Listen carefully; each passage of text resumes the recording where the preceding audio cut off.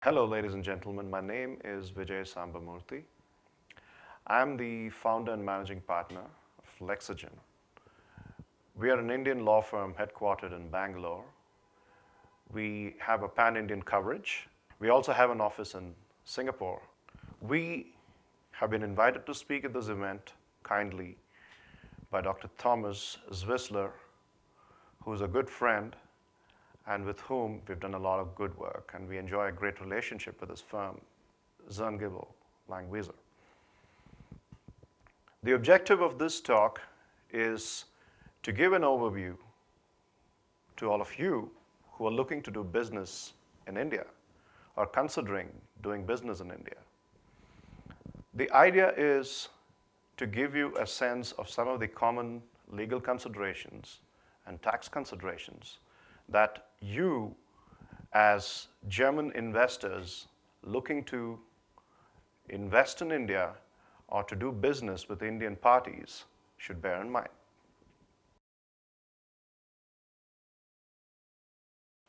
Firstly, you need to look at what are the entry barriers, if any, that the Indian regulatory framework places for you as German investors to be doing business in India.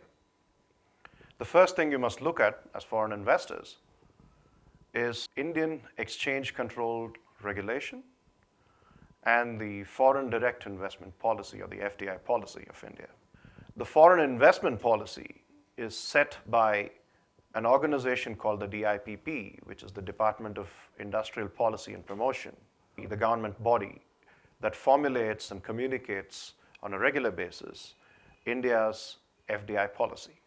The FDI policy, in turn, is backed up by and enforced by the central bank in India, which is called the Reserve Bank of India, or RBI. So the RBI issues FDI regulations under the provisions of a legislation called the Foreign Exchange Management Act, which is commonly referred to as the FEMA.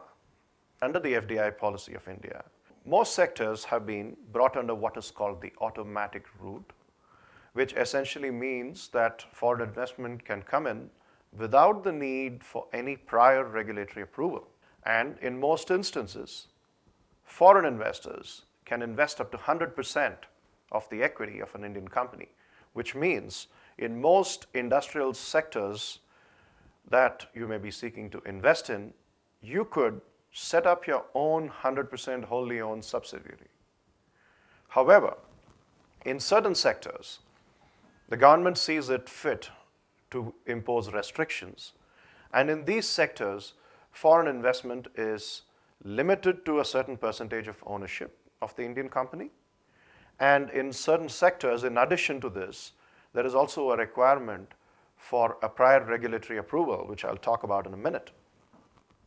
So some of these sectors where there are sectoral caps, as we call them, are telecom, pharmaceuticals, defense, broadcasting, insurance, multi-brand retailing, and so on and so forth. In a defense company, total foreign ownership cannot exceed 26% of the paid-up equity and voting capital. In addition to this, foreign investment is totally prohibited in certain sectors. For example, gambling and lottery business is one where foreign investment is totally prohibited. With respect to the regulated sectors, you need to go most often to a regulator which is called the Foreign Investment Promotion Board, or the FIPB for short. The FIPB is charged with approving foreign investment proposals that do not qualify for the automatic route. The FIPB process typically takes anything between 4 to 8 weeks. The one additional point, an important point with respect to exchange control, which I must make, is you must bear in mind as foreign investors that when you invest in India, there are pricing controls which the RBI imposes. What this means is a foreign investor cannot invest in Indian securities at a price that is lower than the fair market value of the Indian company's securities. So that kind of gives an overview of the exchange control scenario in this country when you have to look at an investment proposal into India.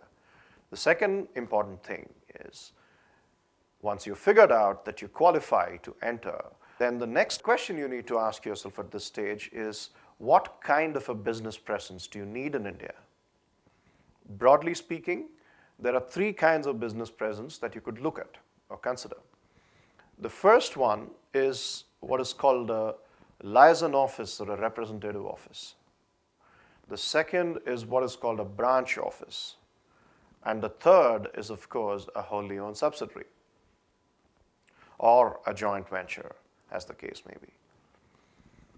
Typically, a liaison office or a representative office is something which is a little transient, which is preparatory, and it is usually resorted to or employed by foreign investors who don't really have a defined game plan for India yet. Under the RBI regulations, a liaison office is limited to performing very few activities. It can undertake promotional activities, it can undertake liaisoning with regulators for regulatory approvals, it can undertake marketing, very basic activities. The second category is a branch office. A branch office is a little more involved and intensive than a liaison office, but it still has limitations on what it can do and what it cannot do. So a branch office, for example, can be involved in R&D activities. A branch office can be involved in marketing activities. But a branch office, for example, cannot be involved in manufacturing. In order to go and get a license for being a liaison office or a branch office, you need to make an application to the Reserve Bank of India, to the RBI. And this is something we help companies with all the time as well. And in our experience, typically, the branch or liaison office process can take about 6 weeks. The third and the most commonly used and the most recommended structure for setting up a business in India is setting up a wholly owned subsidiary if you are in a sector where 100% foreign investment is permitted, or setting up a joint venture company with an Indian partner. If you're doing either a JV or a WOS, then you need to go through certain procedures to set up the company. Setting up a company per se is not a very complicated process in India, but it's not as simple as it is in some jurisdictions around the world. In a jurisdiction like California, for example, you could set up the company in one day, which is not the case with India, but we could still set up a company in anything between 1 to 2 weeks after the documents have been submitted. Normally, what we recommend to our clients, and this is something we do day in and day out, is if they are setting up a wholly owned subsidiary, we recommend setting up, as your legal advisors, we recommend setting up the Indian company ourselves, using our partners as initial subscribers to the company and using our partners as initial directors of the company. And then once the company is set up, we transfer the shares and we transfer the directorships as well. While it's perfectly possible for foreign companies to be set up with foreign directors and foreign shareholders, the common issue we find is that with respect to certain kinds of documentation which are executed abroad, Indian law requires that any of these documents that are to be submitted to the regulators need to be notarized and they need to be apostilled in the jurisdiction where it's executed. So earlier there used to be a requirement that it needs to be consularized by the Indian consulate in that jurisdiction. So very often we would find our clients would complain and they would get frustrated with the delays in consularizing the documents. And so we came up with this alternative to make it easy for them, that we set up the company here as Indian residents, so the paperwork is very easy. And once the company is incorporated and good to go, then we transfer the shares to our clients. We appoint our clients' nominees on the board of the company. We resign as directors on the company's board, and so on and so forth. So this entire process, from when we submit the documentation to when we receive the certificate of incorporation could be done as soon as 4 days, but we realistically tell our clients to expect a timeline of between 1 to 2 weeks. There is no requirement that in order to do business in a particular state, you have to be registered with the registrar of that state. So in other words, your corporate office or your Indian head office could be in Mumbai or in Delhi or in Kolkata, but your registered office could still be in Bangalore. So once you register as a company in Bangalore and have your registered office here, it allows you the freedom to operate across the country. So this is the reason why a lot of our clients prefer to keep the registered office in Bangalore till they have a full-blown operation which they want to move it to, because they usually engage us to do the compliance work for them on an ongoing basis, and it's just simpler if the registered office is in Bangalore here with us. Moving on, once you've set up the company, now what? Are you good to do business? Almost, but not quite, not yet. You still have a few steps to complete before you can be considered business ready in India. Once you set up the company, you need a bank account in order for the company's initial capital to be pumped into it. The minimum capital that you can have in India for a private limited company is about $2,000 US. There are certain registrations to be done. For example, every company that is set up in India needs something called a PAN, or a permanent account number. This is an income tax ID, which is required to be obtained for every business. Similarly, there is another tax ID called the TAN, which is the tax deductor number. So every time you make a payment to someone, Indian income tax law requires certain deductions to be made at source. So anybody who deducts tax at source is required to have a TAN. So we help with all these registrations as well. There are certain statutory registrations which have to be obtained no matter what business you are in. For example, there's something called the Shops and Establishments Act, which is required to be done for every location that you have. So if you had 6 offices across India, you would need 6 registrations under the respective Shops and Establishments Act. This is a local legislation again, so you'd need multiple registrations to be done. The other important thing a lot of our clients are often worried about when they set up shop in India is whether an Indian company can have foreign directors. And the answer is absolutely yes. So you could set up a company which has a majority of your own nominee directors who are all based in your hometown and who are senior officials or employees in your company.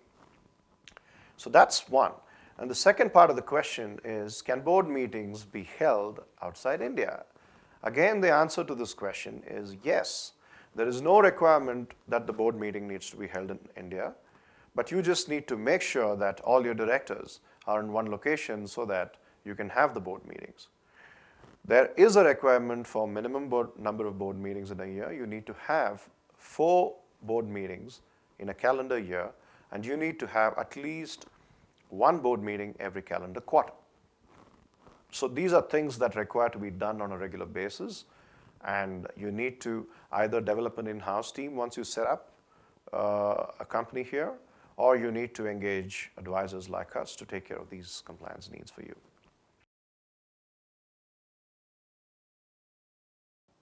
Now that we've finished talking about some of the corporate compliances that you need to take care of to set up your entity in India, we need to understand what are the corporate governance requirements, if any, that India imposes on its companies, and what are the duties and liabilities of directors. That's something as a foreign investor you would be very, very concerned with. Just like in most European jurisdictions, we have a fairly well-defined and understood concept of fiduciary responsibilities of directors. Broadly speaking, as I explained a short while ago, there are requirements with respect to board meetings to be conducted. I mean, the corporate governance begins there with some sort of a minimum prescription on board meetings.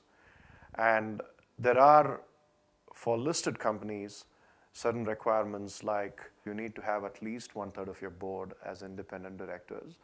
For unlisted companies, there are no requirements with respect to the composition of the board. The board can be comprised of anybody whom you deem fit to be directors. You need a minimum of 2 directors for private companies. In addition, we have this concept of fiduciary responsibility on the director, whereby if the directors are ever alleged to have violated their fiduciary duties and if any claim is brought against them, there can be a potential liability for the directors. Indian Companies Act provides for very limited circumstances in which a director can be indemnified by the company. So then what do? We typically recommend to our clients that when they bring in directors onto the board of the company, that the company take out what is called a directors and officers insurance policy. It's available easily, it's not particularly expensive, and it's a good form of providing cover to the individual directors of the company against actions and claims that are brought against them. In joint venture scenarios, because of a Indian law interpretation issue, we recommend that everything that you put into the joint venture, which is not sensitive, but which is important from an enforcement standpoint, we recommend that you put it into the articles. This is because, quite simply put, there has been a string of decisions of the Indian Supreme Court and of various high courts which require that if you have provisions in a shareholders agreement or a joint venture agreement among shareholders, in order for that to be binding on the Indian company concerned, on the joint venture company concerned, they would have to be incorporated into the articles of the company. But this often becomes a fine balance to strike, because the joint venture agreement could contain information which is commercially sensitive. You may not want these to be captured in the articles because the articles are a public document. Just about anybody could log on to the Ministry of Company Affairs website and pull out most of the stuff in the articles by paying a small fee. Now, that is as far as the corporate governance and typical governance related issues are concerned. Once you've taken care of all this, then what? Then how do you run your business? How do you finance your business? There are, simply put, 2 ways you can fund this capital. You can either infuse additional equity and subscribe to equity shares of the company, or you could give a loan to your subsidiary company. Loans taken from foreigners are described as external commercial borrowings, which is known as ECB for short. So we have ECB regulations issued by the RBI, which place all sorts of restrictions on who can be a lender. For example, a parent company can be a lender only to the extent of 4 times the equity contributed by the parent in the company. And it doesn't stop there. ECB has restrictions on end use. So what can the Indian company do with that money? If you're looking to fund working capital, to pay salaries, to pay rent, to pay day-to-day expenditure, that is not permissible to be funded by foreign debt. What ECB can be used for is pretty much capital expenditure. So if your Indian subsidiary needs to build a factory and you need to fund that, that can be funded in the form of debt. Now you may wonder or ask me, what is the relevance of whether you fund it as equity or whether you fund it as debt? The relevance is that equity capital has to comply with the pricing restrictions that I talked about for foreigners, whereas with respect to debt, you would have to comply with the ECB regulations. And what's more, taking the money out once the maturity period is done is easy. One important trick for you to remember, which we advise all our clients, is if you are funding equity, remember that in India we have a concept of a par value and a securities premium. If you had to fund $10 million for funding the working capital requirement, some capex, some strategic acquisitions, how do you fund it? We need to make sure that if you're funding equity, you take a very small portion of this 10 million as the par value of the shares. And you need to make sure that a large part of the 10 million is actually shown as securities premium. What would happen is the funds that are lying in the securities premium account can be used under Indian Companies Act for various permissible purposes. For example, you need to do a buyback of securities. So the permissible sources for funding a buyback are retained profits and securities premium account. So these are examples of ways in which you can use the funds that you contribute to the Indian company without locking them in as par value. And because if you lock them in as par value, you have a little less accounting flexibility on what you can do with that money. So please, pay attention to these small issues while capitalizing your company, because very often, being an entrepreneur myself, I understand that when you're in a hurry to grow your business and when you are excited focusing on the bigger aspects of growing your business, sometimes some of these smaller compliance-related detail or accounting-related detail get missed out. And these can often come back to become huge pain points later once the company has grown to a certain scale where it either needs expansion or it needs strategic realignment or restructuring. We've talked about the initial entry barriers or entry regulations, which are the FDI policy-related regulations. We have talked about the steps needed to set up a company and the basic compliances that you need to address to get your company business ready in India. We have talked about some of the basic corporate governance standards which you must be aware of, and we have talked about various ways of funding your business on an ongoing basis and some tricks of the trade to make sure that you have flexibility with your funding. Now, I'm going to talk about some of the issues which, as manufacturing companies or as knowledge economy companies, many of you may be grappling with these issues when you expand into emerging markets like India. Very often, there is a concern while setting up business in a market like India or China about whether intellectual property will be respected and honored and whether it will be protected. I would like to think that we in India have a far more robust regulatory framework, and we have certainly better enforcement, I think, than certain other jurisdictions like China, for example, where piracy is an industry in itself. I'm not trying to say that is not the case in India. We do have instances, and many of them, of attempted piracy or counterfeiting of goods. Certainly not on the scale as it happens in countries like China, but it's still a problem that as a foreign investor coming in with some IP, you need to be aware of and you need to be protective against. So broadly speaking, let me give you a quick summary of what the intellectual property regime in India is like and some of the quick things that you need to bear in mind.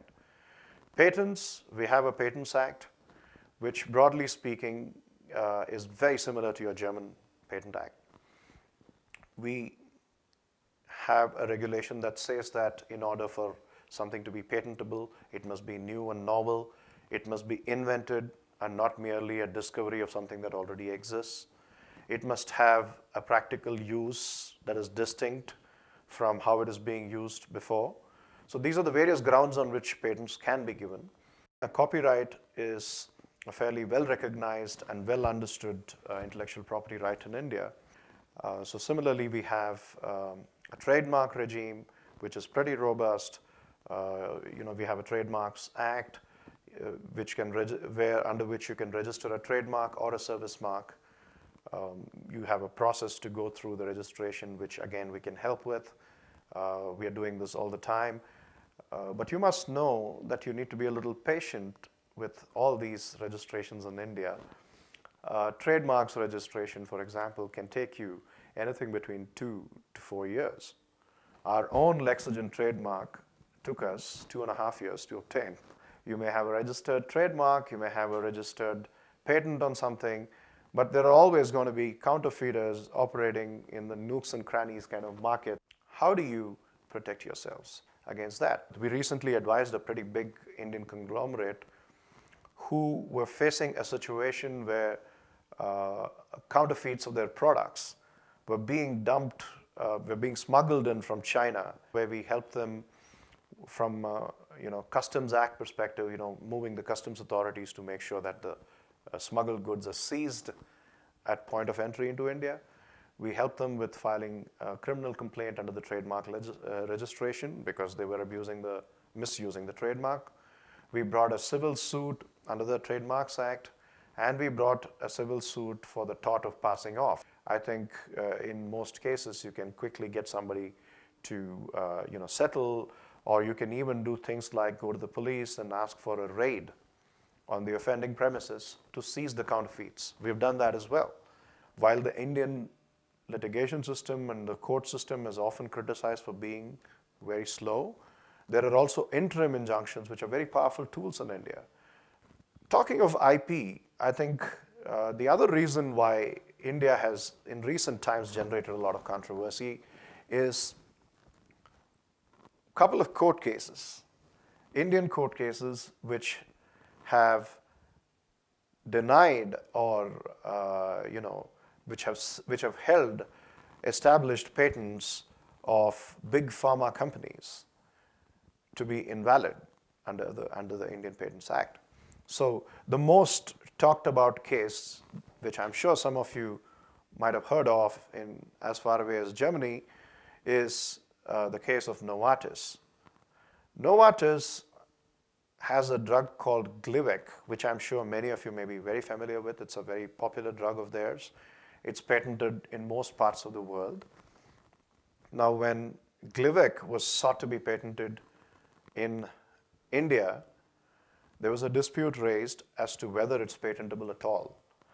And unfortunately for Novartis, this was a case that ultimately ended up in the Supreme Court, where the Supreme Court, a few months ago, conclusively held that there was no novelty in the drug Glivec, and that Novartis AG had not managed to provide any evidence on record to show why it was a novel drug and why it was deserving of patent protection.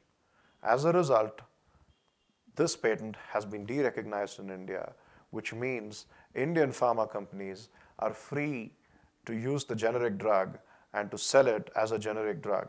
If you are entering into a joint venture or a technology collaboration agreement with your Indian partner, make sure that you have a very well-drafted contract, because often a well-drafted contract helps in a lot of these things. So you need to be clear what your understanding with your Indian partner is. Are you co-developing the drug? Are you therefore jointly applying for the patent in case of a drug or in case of something else? Or are you licensing that patent?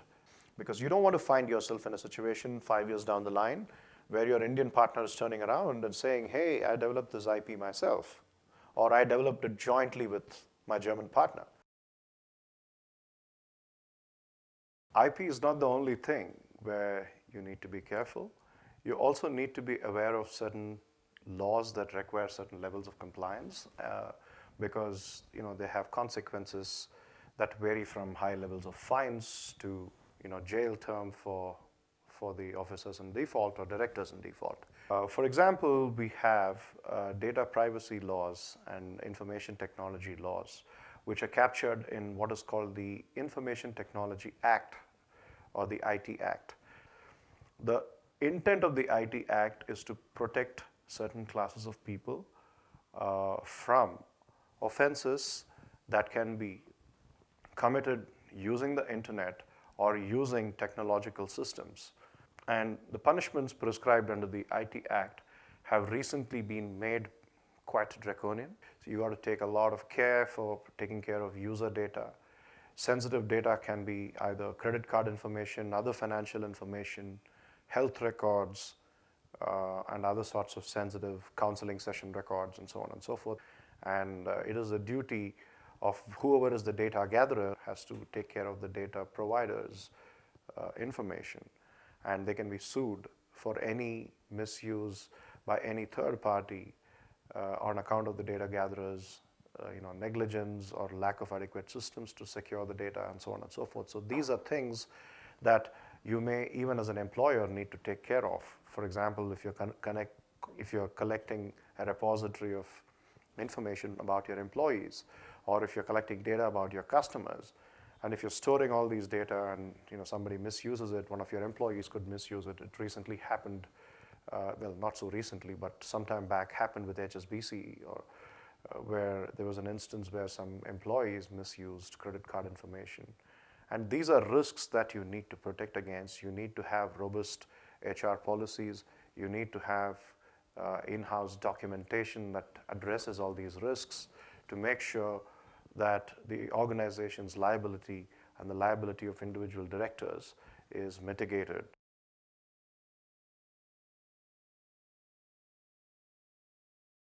What is our position on product liability? What is our legal position? We have a bunch of laws, for example, Consumer Protection Act, that seeks to protect consumers who are basically defined as anybody who pays for a good or service. And if they receive deficient product or service, they can be sued, and they can sue for damages. Consumer Protection Act is supposed to be a relatively expeditious mechanism for consumers to get their grievances redressed. You can have suits brought against you in court, in a civil court, under the law of torts. So in India, we don't have a codified law of torts. Torts have evolved in India. The law of torts have evolved in India as a part of common law. So court decisions have shaped the law of torts in this country largely, with some statutory exceptions. So you need to be aware that the law of torts in India is very similar to that in England. And so on matters like product liability, you need to watch out for cases being brought against you. Having said that, I'd like to point out that historically, Indian courts have not been as trigger happy as American courts, for example, have been in awarding damages. So in many of these product liability type cases, you would not, for example, have a situation where somebody spilled coffee on their hands and McDonald's had to pay millions of dollars in damages.